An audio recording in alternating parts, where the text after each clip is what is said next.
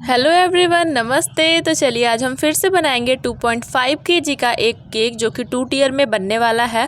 और सारी चीज़ें ना मैं स्टेप बाय स्टेप बताने वाली हूँ, सो प्लीज़ वीडियो को ना आप ध्यान से देखिएगा।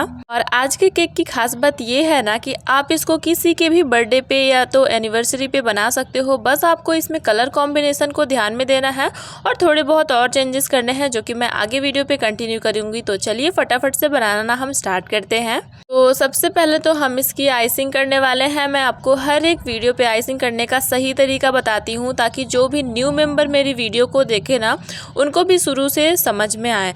तो जब भी आप आइसिंग करो ना, तो आप अगर बिगिनर हो प्रो हो उससे फ़र्क नहीं पड़ता। आप क्या करें कि आप पाइपिंग बैग का यूज़ करके आइसिंग करें। इससे ना आपका टाइम भी कम जाएगा और साथ ही साथ क्रीम भी ना इवनली सारी जगह पे बहुत अच्छे से अप्लाई होती है। तो यहाँ पे देखें, मैंने बिल्कुल अच्छे से ना क्रीम को अप्लाई कर दिया है सारी जगह पे। और अब टॉप पे ना मुझे थोड़ी सी क्रीम और चाहिए, तो मैंने यहाँ पे थोड़ा सा क्रीम को और डाल दिया है। और अब हमें चाहिए एक पैलेट नाइफ़, जिससे हम क्या करेंगे कि सबसे पहले तो हमें ना टॉप की फिनिशिंग देनी है। तो आपको बस पैलेट नाइफ़ को ना हल्के हाथों से आगे पीछे करना है और उसके बाद हमें फिनिशिंग देनी है। सेम यही प्रोसेस को हम साइड पे भी करेंगे। आप देखो, एक बार आगे पीछे मतलब बिल्कुल हल्के हाथों से करना है। आपको प्रेशर बिल्कुल भी नहीं देना, नहीं तो पैलेट नाइफ ना अंदर चली जाएगी। और आपको जहाँ जहाँ लगे कि यहाँ पे क्रीम कम है वहाँ पे आप और क्रीम अप्लाई करो। आप ऐसा नहीं करो कि मतलब खींचते जाओ क्रीम को, ऐसा नहीं करना है। जहाँ पे क्रीम कम हो वहाँ पे आप और क्रीम अप्लाई करो, क्योंकि हम जब फिनिशिंग देंगे ना, जो भी एक्स्ट्रा क्रीम होगी वो अपने आप निकल जाएगी। तो यहाँ पे देखें, जहाँ जहाँ पे मुझे लग रहा है कि क्रीम की क्वांटिटी कम है ना, मैं वहाँ पे थोड़ी थोड़ी सी क्रीम लेके अप्लाई कर रही हूँ। ज़्यादातर आपको नीचे के पार्ट में ही क्रीम को अप्लाई करना होता है और टॉप के पार्ट में, क्योंकि जब टॉप पार्ट होता है ना वो ऊपर नीचे नहीं होना चाहिए। मतलब कि जो ऊपरी हिस्सा है ना उसको बिल्कुल सीधा स्मूथ रखना होता है। तो जहाँ पे आपको लगे ना कि यहाँ से थोड़ा ऊपर नीचे है, वहाँ पे थोड़ी सी और क्रीम लगाओ और उसको अच्छे से स्मूथ करो। आप केक को ना जितने अच्छे से फिनिश करोगे, आपकी डिज़ाइन उतनी ही उभर के आएगी। आप केक पे ना कितनी भी अच्छी क्यों ना डिज़ाइन बना लो, बट अगर आपके केक में फिनिशिंग नहीं आती ना, तो फिर वो किसी काम का नहीं है। मतलब वो देखने में उतना सुंदर नहीं लगेगा। आपने देखा, मैंने एक बार स्क्रैपर चलाया, तो स्क्रैपर चलाने का भी एक तरीका है। आपको क्या करना है कि स्क्रैपर को सबसे पहले तो पानी में डिप करना है। नॉर्मल पानी में डिप करो, आप ठंडे पानी में भी डिप कर सकते हो, कोई इशू नहीं है। बट अभी तो मैं नॉर्मल पानी में ही डिप करती हूँ। तो नॉर्मल पानी में स्क्रैपर को डिप करो, तो उससे एक बार स्मूथ करो। स्क्रैपर चलाने के बाद जहाँ जहाँ पे क्रीम फिर से हट गई है, ज़्यादातर ना नीचे के पार्ट से ही ना क्रीम हटती है, तो वहाँ पे मैंने थोड़ी थोड़ी सी और क्रीम लगाई। देन फिर से मैंने स्क्रैपर को ना पानी में डिप किया और बिल्कुल हल्के हाथों से हमें स्क्रैपर को पकड़ना है। आप देख सकते हो मैंने स्क्रैपर को कैसे पकड़ा है। और बस आप 1-2 बार स्मूथ करो, बहुत ईजिली ना आपका केक जो है स्मूथ हो जाएगा। और अगर ना बबल्स आ रहे हैं मतलब स्मूथ करते टाइम, तो आप वाटर स्क्रैपर का यूज़ करो, उससे बहुत ज़्यादा अच्छे से फिनिशिंग हो जाती है। या तो आप क्या करो कि स्प्रे बॉटल आती है ना, स्प्रे बॉटल से हल्का सा स्प्रे करो केक पे, देन आप स्क्रैपर चला दो। इन दोनों में से कोई तरीका आप यूज़ कर सकते हो। उसके बाद आपने देखा जो ऊपर की क्रीम उभरी थी उसमें मैंने शार्प एजेस दिए। वो कैसे करना है, आपको एक बार पैलेट नाइफ से अंदर की ओर उसको साफ़ करना है, देन हर बार आपको अपने पैलेट नाइफ को साफ़ करना है। इस बात का ज़रूर ध्यान रखना। हमारे केक की जो फिनिशिंग है ना वो कंप्लीट हो चुकी है। और टॉप पे मैंने स्वर्ल वाला पैटर्न बना दिया, क्योंकि ये मेरा बहुत फेवरेट पैटर्न है। मतलब मैं हर केक में ही इसको बना देती हूँ और मुझे ये बहुत अच्छा लगता है। अब मैं अपने बोर्ड को साफ़ कर रही हूँ, क्योंकि बोर्ड को साफ़ करना बहुत इंपॉर्टेंट है। नहीं तो इसको जब हम फ्रीज में रख देंगे ना, तो जो केक है ना वो सेट हो जाएगा, तो इसकी क्रीम भी सेट हो जाएगी। तो आप ना थोड़ा सा फिनिशिंग पे ध्यान दो और थोड़ा सा साफ़ सफाई पे भी ध्यान दो। हमेशा ना बोर्ड को क्लीन करके ही रखा करिए। अब मैं क्या कर रही हूँ, इसमें क्रिस क्रॉस वाला पैटर्न बनाऊंगी। वो मैं कैसे कर रही हूँ, यहाँ पे मैंने प्लास्टिक का स्क्रैपर लिया है। इससे आप देखो हल्का सा ना तिरछी लाइन में बना रही हूँ। मतलब बिल्कुल स्ट्रेट लाइन नहीं है, थोड़ी सी ये बोल सकते हो टेढ़ी लाइन में बना रही हूँ। तो हर बार ना आपको वो स्क्रैपर को पोंछते भी रहना है। उसके बाद मैंने क्या किया कि जिस डायरेक्शन में हमने अभी लाइन बनाई थी ना, उसके अपोजिट डायरेक्शन में हमें फिर से लाइन बना देनी है। बिल्कुल इस तरीके से जैसे आप वीडियो पे देख पा रहे हो। कुछ नहीं करना, बहुत ईजी सा पैटर्न है ना, इसमें केक में बहुत प्यारा सा लुक आता है।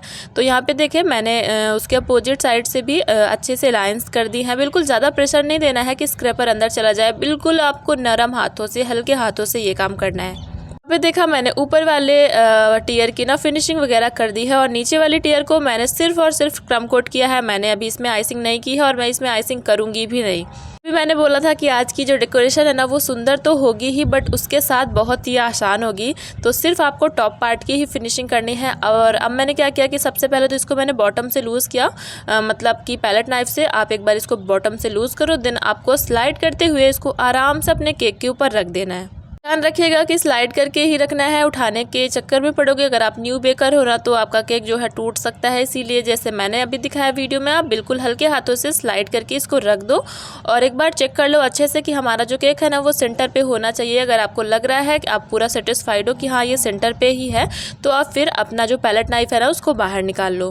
देखो मैंने कल की वीडियो में भी बताया था कि आपको बहुत ज़्यादा डॉवेल्स डालने की ज़रूरत नहीं होती। ये 2.5 kg का केक था, मैंने सिर्फ यहाँ पे एक डॉवेल डाला है, बट ये हार्ड वाला डॉवेल है, जो प्लास्टिक के डॉवेल्स आते हैं उसको मैंने कट करके इसमें एक ही डॉवेल डाल दिया, ऊपर से थोड़ी सी क्रीम से कवर कर दिया बस। तो चलिए अभी इसकी डेकोरेशन करते हैं, जिसके लिए मैंने 1M नोज़ल लिया है। आपको ये N1 भी काफ़ी लोग इसको बोलते हैं, काफ़ी लोग इसको 1M नोज़ल बोलते हैं, ठीक है, बट दोनों सेम ही होती है। और इसी एक नोज़ल से ना मैं पूरे केक की डेकोरेशन करने वाली हूँ। तो आपको कुछ नहीं करना, आपको फ्लावर्स बनाना तो आता ही होगा, नहीं आता तो आप इस वीडियो में ध्यान से देखो कि मैं कैसे हाथों को मूव कर रही हूँ।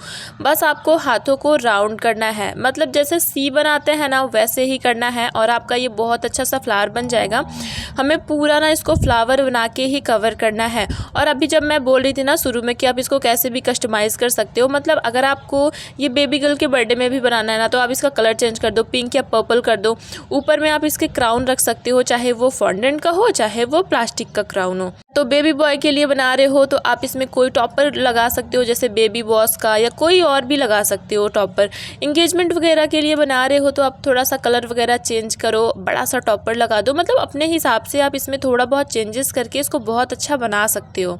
मैं तो इसको बना रही हूँ बर्थडे के लिए, 3 साल के एक लड़के का बर्थडे था उसी के लिए मैं बना रही हूँ।